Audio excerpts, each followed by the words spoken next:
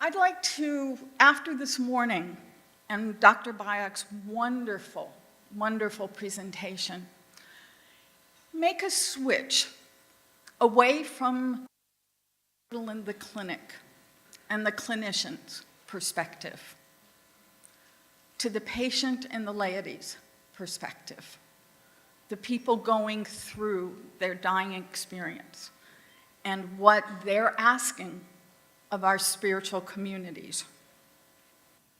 My friend John died in June, and he was in a room very much like the one that we saw from UCSF. And the woman's name, help this middle-aged woman remember it, the woman who died. Mitra, thank you. In a room very, very much like that. And he was hooked up to all sorts of machines. And when I was sitting with him one afternoon, he woke up and he said, "How can I sing the Lord's song in this strange land?" And of course, that's from the Psalms, isn't it? Psalm 137. How do I sing the Lord's song here? It's a foreign land. He said, I feel as if I'm in exile from his home, his loved ones, his bed. And I began to think that the hospital in UCSF is one of the best. But it's still a hospital. Strange machines, strange people who are never quite the same people who come in and out of your hospital rooms. Strange language. I thought texting had a strange language. You know, initials and emojis and all of that. Medical people have a strange language, and it's not one that the laity always understand. Doctors come in and say, we're going to do blah, blah, blah, blah. What does that mean? No idea what that means, but because you're the doctor, okay. And the families, many in San Francisco, whose primary language is not English, much less hospitalese, are trying to double translate it. So indeed, how do we sing a song, the Lord's song, in this strange exiled land? And I began to realize that as we go through our dying experience, for many of us, it is the exile, because we're sent elsewhere to do the work. Either a nursing home, somewhere that should feel safe and protected, but isn't always.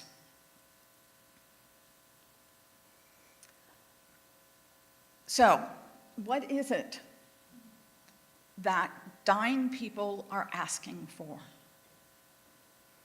There are lots of studies that have come out in the past 20, 25 years. So this is kind of a meta-analysis, a synopsis of all the kind of high points. Top one, I don't want to be in pain. I want to die at home or in a place that is safe for me. And if that's my assisted living home, my daughter's home, a place that is safe and familiar. Top two, they don't want to die alone. Now let me qualify that. Alone really means abandoned. There's a difference between dying alone because you want some privacy. So a lot of times, personally, I'll say, I'm just going to go outside. I'll be in the waiting room. I'll be in the kitchen taking a break. I'll check back in 15 or 20 minutes. I'm there, but you can have a quiet room. I find that happens if there are a lot of people who are clinging. Do you know? People who don't want the person in the bed to be dying. Don't leave me, don't leave me. Sometimes you need to cut that cord and give the person a bit of privacy. That's very different from being abandoned. I get calls from family members saying, I'm in Florida, call me when it's over, I'll start making funeral plans. That's a difference. People want their relationships in order, and that could be reconciliation. It could be, let's just put this to rest. Don't want to see this person. It just needs to die with me. That's fine. You need to choose your battles. But the relationships, having some sort of, and I hate the word, but I'll use it anyway, closure, makes a big difference to most people dying. People want control in the process. They want to be, well, that's what advanced directives are about, right? This is what's important to me. Don't do this. Yes, do this. I want some say, and I want to tell you now before it gets too late for me to say yes or no. I need some control. And most importantly, they want their religious, spiritual needs met.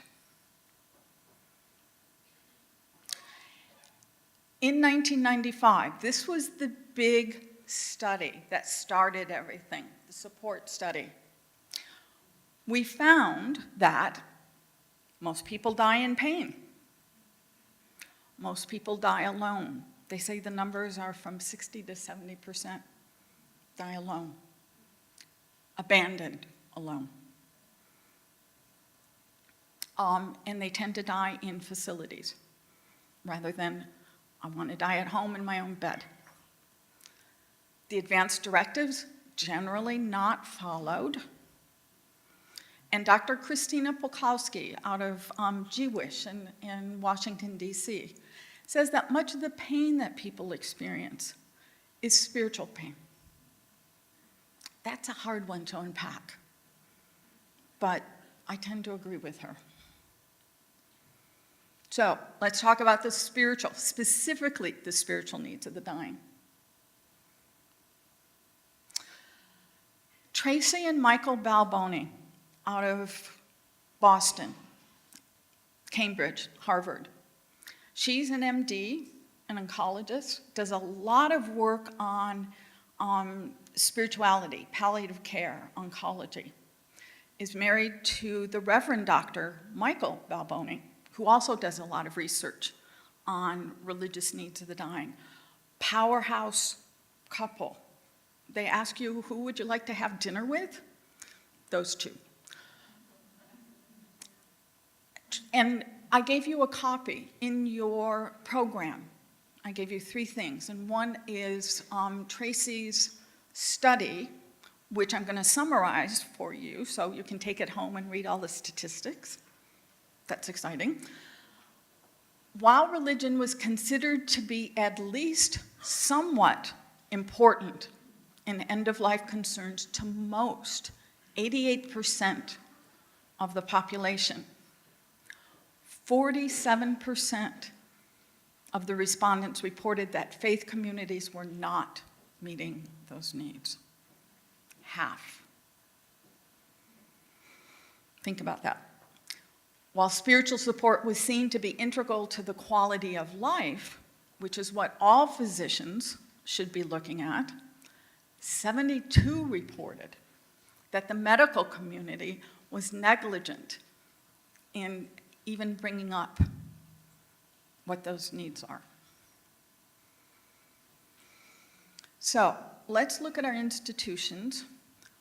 Who, it needs to come down, pastoral teams. Who actually is doing the spiritual ministry? Hospital chaplains. Study that came out maybe 4 or 5 years ago, looking at hospitals across the US, the average time a chaplain spent with a patient was 6.3 minutes.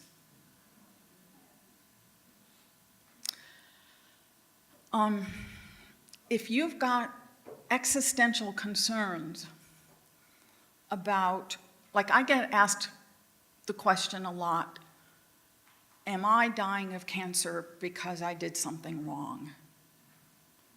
Is God punishing me? That's not something you can really have a discussion about in 6 minutes, other than, no, you're fine. Suck it up. So, hospital chaplains are good. They're wonderful. They do the work of 20 people, but that just means we need 19 more to do the work and the opportunity to sit down and have the conversations that are hard. Why am I suffering? Why do I have to leave my 8-year-old son? Who's going to take care of him? Okay, palliative care chaplains get to spend a little bit more time because they're not seeing hundreds of patients in the hospital. These days, I'm finding that chaplains in hospices, palliative care, tend to be not trained. Some of them are ordained clergy, some of them are not. Some of them are just spiritual counselors. Because you're having to deal with so many different faith traditions, they want to keep things as generic as possible. So I'm kind of ambivalent about the direction that that's going in. And it's good. I'm a comparative religion scholar, and it's important to speak the language of an ethnic, religious person or family. You've got to do that, but you need a bit of training for that. Parish priests are part of pastoral teams. Now, how many people know of a parish priest who can spend an hour or two with every member of the congregation who is ailing, aging, or in the hospital? Doesn't happen, does it? Deacons, foot soldiers, right? Deacons are more likely to do the hospital visits. I absolutely am in awe of how the Catholic Church is building up your diaconate. Absolutely in awe. Communion ministers, did I get the right phrase for you all? Okay, thank you. People who go out after Mass to take communion will sometimes sit and talk and have that conversation because it's from home if the person is in the hospital. It's that connection to community that we've talked about this morning. And sometimes there are church volunteers to the homebound. Now, where are the gaps? There's a big gap between aging, try to get the laser, there, aging and preparation for dying. Because some of us get diagnosed and live for several years, right? We are living through our terminal illness longer and longer. It's called prolonged dying. So no longer are we being told you have a heart condition and you drop dead mowing the lawn 3 days later. That just doesn't happen much anymore. So we've got this whole period of time where we're probably in and out of hospitals, being passed from one doctor to the next. During our question and answer period, I think it was brilliant to talk about, we've got 6 doctors who are passing around information, and who's in charge? Who is in charge? So all of that is what I'm calling the illness navigation that we get lost in because we're sent out to exile. We're sent to Babylon more times than not. How do we make decisions? How do we deal with family? Now, I'm from San Francisco, where family dynamics seem to be a cause for concern, but I've heard in Orange County that isn't a problem. Family dynamics are just absolutely fine and perfect, everybody on the same page all the time. Okay, shoot. This was the promised land, they told me. So all of that time in navigating your illness, we don't have a clue. And for those of us, like my friend Anne, I saw you there talking about the elder orphans. I'm an elder orphan. I have no family. I have no children. Who's going to take care of me? Who's going to make those decisions? Who's going to go with me? I have good friends. I have a good parish, but that's kind of volunteer work. It's not, you have to. Home is where they have to take care of you. That's a long period of time. And we don't know how to do it because we've never navigated that before. And we often end up at the preparation for dying, what I call 20 minutes before a person's actually dying. Way, way too late. When you start asking the questions, is God going to love me or is God going to send me to hell? 20 minutes before you're dying, you haven't done your spiritual work. Those who have done their spiritual work don't wait until 20 minutes before they're dying. But you have to have help for that. Because as you become more and more disabled, not quite there cognitively, certainly not there physically, you need help with it. You need community. Most people, as we've learned, die alone. So the dying experience is usually done without community. That is a big gap. And that's what Sacred Dying Foundation is trying to do, is to train people to sit vigil, to sit bedside, no matter how long it takes. Care of the body used to be at the home. Who remembers grandparents where you had the death at home and the women washed the bodies and the neighbors came in and the body was kept in the front parlor? It's not my generation. It's probably not my parents' generation, but my grandparents' generation, yeah. That's not done anymore. Now, Zen Hospice cares for the body, and I've had more deaths there that have been so profoundly beautiful and totally unexpected for most people.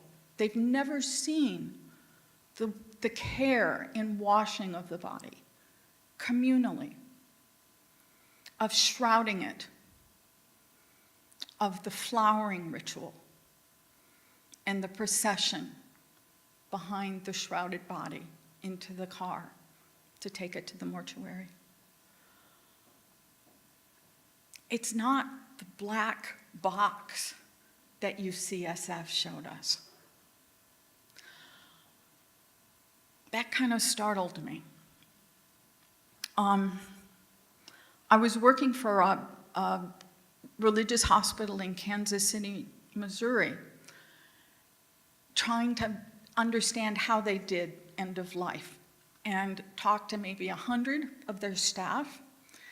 And of those 100 people, probably 90 of them said, "You should have been here last year when somebody in the Tibetan community died.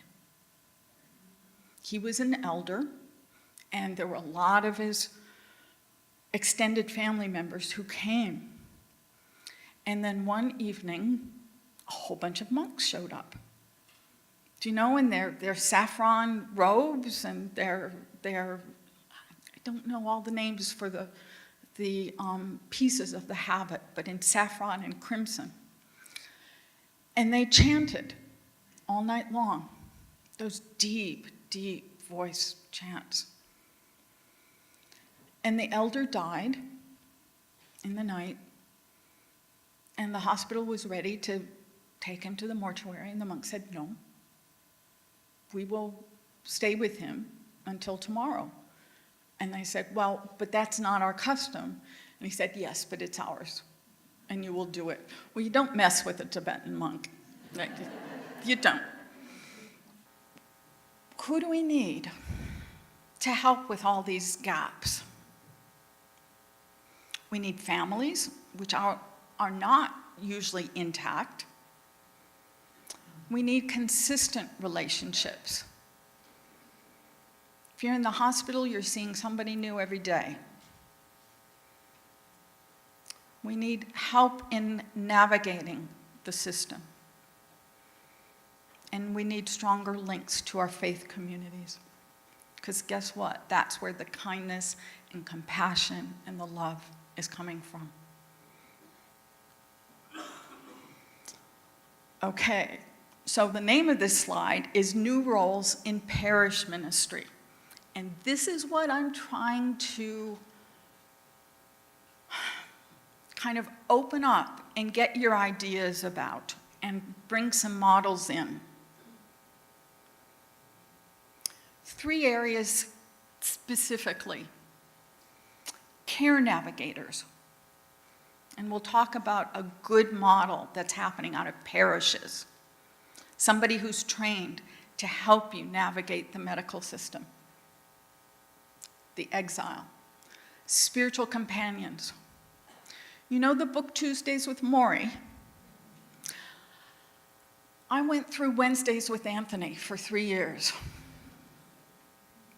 And it changed my life. He was a clergy, and he asked me to be his spiritual companion. It changed my life. And we need to find a way to train more people to do this, because I think it changed his dying. And vigilers, those who sit during the last hours. New areas of ministry. So here's a working model. Alameda County.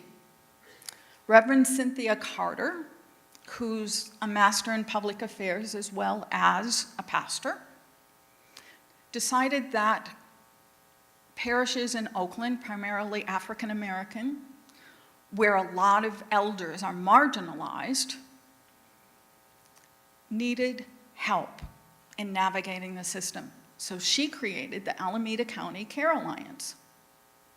What do? First of all, they're active members of the faith communities. They're lay workers, trained in community outreach and advanced illness care.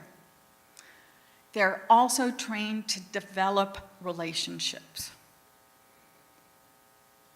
Recruit and enrolls people needing care and caregivers. Find out who's not showing up to church anymore because they can't get out of the house. Determine those needs. Empower, encourage, advocate. Recommend resources. Come up with some answers. And document all of this. And they are partnering with the major hospitals in the East Bay. So Kaiser, what are some of the other hospitals in Berkeley and Oakland? Dignity, yep. They are partnering. They're getting money, and the hospitals love it because these people are trained from the faith communities. It's not their resources, but they're putting money into this because these navigators pave the way They're connected with the hospital, so they know the people in the right departments. They know what's going on. They know what the patient needs. They get those advanced directives signed. Number one on the list, I think. Social needs, arranging transportation, meals, housing. They get people over there if the person is isolated. And whatever caregiving is needed. They do all of that. And they've trained, I think, about 20. I'm thinking in the past couple of years, 2.5, 3 years, they've trained 20 out of 14 parishes who serve those 14 African American parishes in the East Bay. It's impressive. So it starts with the faith communities. It hits the hospitals. The School of Nursing is documenting all of this, and the public health department is looking at this and saying, this is a working model. It works.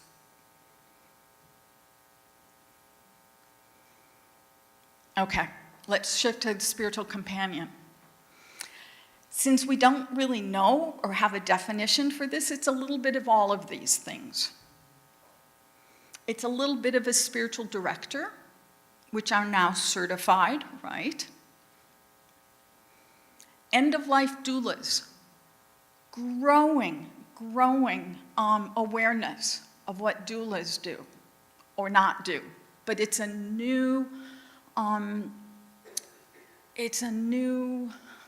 vocation, it's a new calling, it's a new profession. We don't know quite how to define it yet, and we certainly haven't certified it yet. But a spiritual companion could easily integrate into what a end-of-life doula does. Counselor, Stephen ministry. Do Catholics work with Stephen ministry at all? Partly that. And I want to add parish nurses to that too, okay? But it requires training. I see it being certified in the way that spiritual directors could be certified. Or this could be what a spiritual director does as kind of a specialization. Because we certainly are seeing, obviously, the growth of people who are at end of life. But again, it's part of your faith community. A spiritual companion is someone who is present with the dying person as they face the challenges of their illness. And it can be 3 years, like it was with Anthony. They offer counsel, advice, prayer about emotional and spiritual questions. They deal with the hard questions. Why am I suffering? Where is God in all of this? Having someone to talk to on a regular basis about these issues, it's what Dr. Bayek would call a mitzvah. It's a good thing. Vigilers. This is Sacred Dying's specialty. People who come and sit round the clock, pray, hold sacred space, do rituals. So why? For all of this, not only why vigiling, but why having a spiritual companion? Why having a navigator? Because it's part of the care that you need. You know? You don't leave a newborn baby and say, I'll see you when you can start talking and go to school. You kind of have to walk that walk with them and raise them up in the ways of the Lord, as I've been told. Also, for us, we've forgotten how to do this. We've totally forgotten. I have gotten calls from all over the country saying, I've never seen somebody die, and my mother's dying. Can I fly you to Dubuque, Iowa? And no. I can talk you through it, but you have to learn to do this because this is not going to be your first dying. You have to learn how to be present with those who are dying because they expect that from you. And you have to learn how to do it to pay it forward. And once you learn how to do it, then you can teach other people how to do it. The hospitals can't be spiritual companions for 3 years. Sometimes they do have navigators in the hospitals, but that's only when you are a patient in that hospital. Then they send you home and you're on your own. Your parish church is your family. Am I getting that wrong, or is that's right? Your parish church is your family. You may not know everybody, but you know your group of friends. And they can be the ones to circle around you and say, okay, Marion needs some help.